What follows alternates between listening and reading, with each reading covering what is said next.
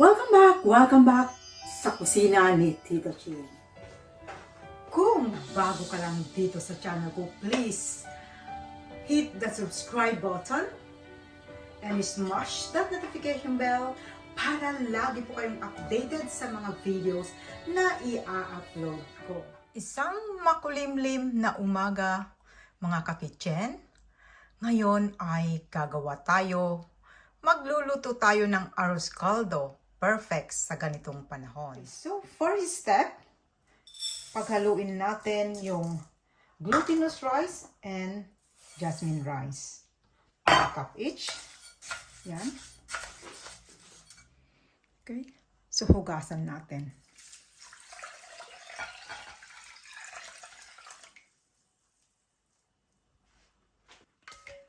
Hugasan lang natin. So, drain water. And do it one more time. Wash it one more time. So, hugasan natin ng twice. Ngayon, lagyan natin ng water to soak the rice.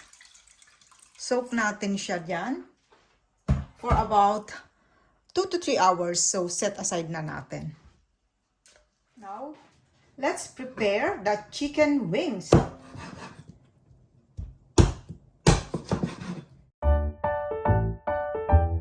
So, it's been chopped, nahiwa-hiwa na. And then, what I'm gonna do next is to clean it nicely now.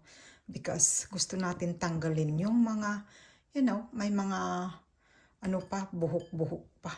Balahibo, I mean. May mga balahibo pa, hindi masyado linis. So, we'll clean up now. There we go. Malinis na yung ating chicken wings. Atin nang i-set aside para prepare natin yung iba pang mga ingredients.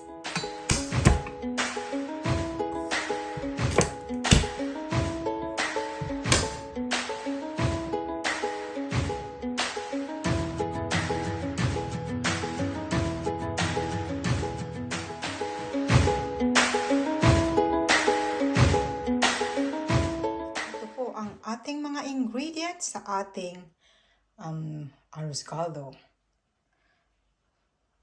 Chicken wings ang ating gagamitin. Magigisa tayo onions, garlic at ginger, patis. That is a sugar, is na asin, just to balance the taste. Yung ating ground pepper. Of course, yung ating mix na glutinous rice at jasmine rice na nakasoak yan. At kung gusto mong malasang malasa, gagamit ka ng chicken cubes. At ito ang paborito kong ginagamit, saffron. Yan. Okay, so let's get started.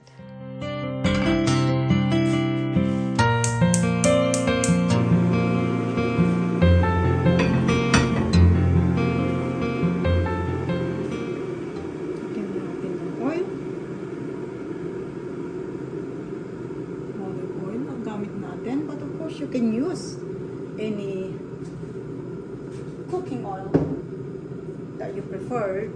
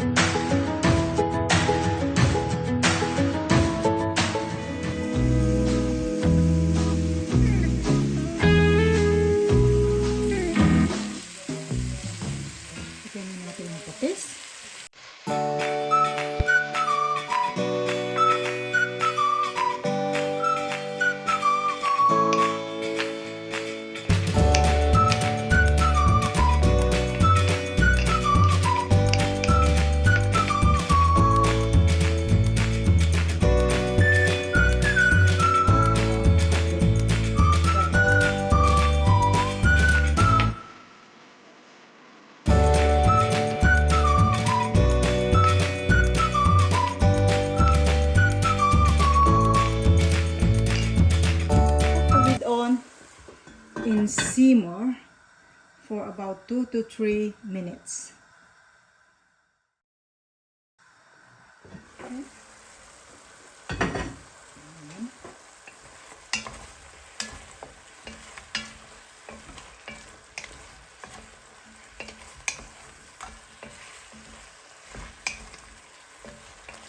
We will then put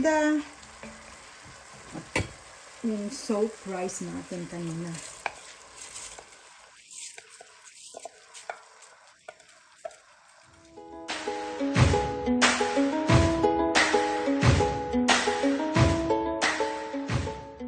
Okay, so nailagay na natin yung mainit na tubig. Lalagay ko na rin na isabay itong ating chicken cubes para maisabay na. Okay? Right, so tatakpan lang natin at hayaan na natin silang lumambot, pero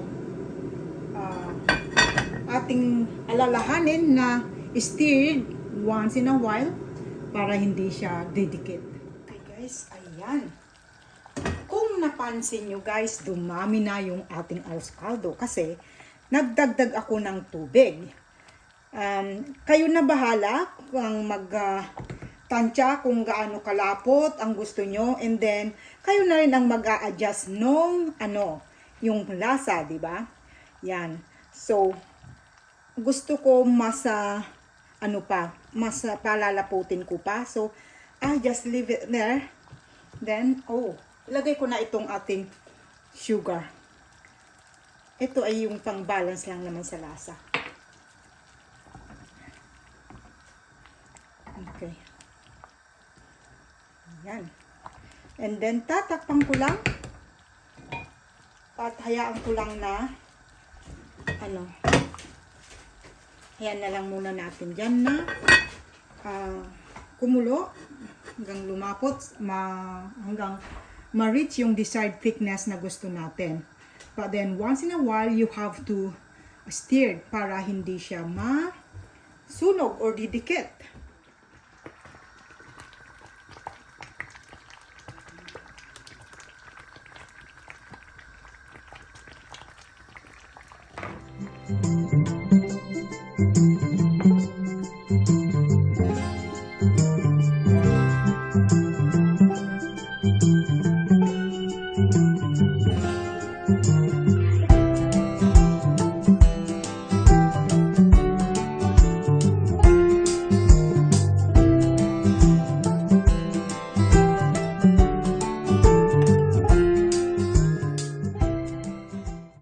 Okay, so ito na ang ating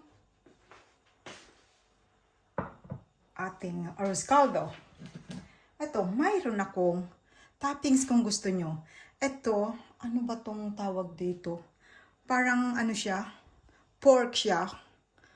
Yan. Instead na, kasi yung iba naglalagay ng chicharon. So, instead of chicharon, pork glossy, nabili ko to sandali, ipakita ko sa'yo kung ano yun. Nabili ko sa, ito yan, pork floss, original. Ito yung original siya. Masarap din siya ito kahit plain lugaw lang. Iyan lang ay tatoppings mo. Masarap na siya.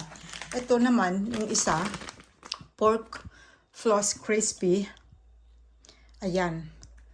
So, masarap. Instead na pork chicharon, ilagay mo sa taas, pwede yan ang ilagay mo. Ayan. So, kainan na. Thank you so much for joining me in my premiere. Now, let's welcome my channel members. Please do connect and support to all of them as they are all very legit and very supportive. Thank you very much. Bye. Watching. See you soon in my next vlog. Keep safe, everyone. Bye. Today's video.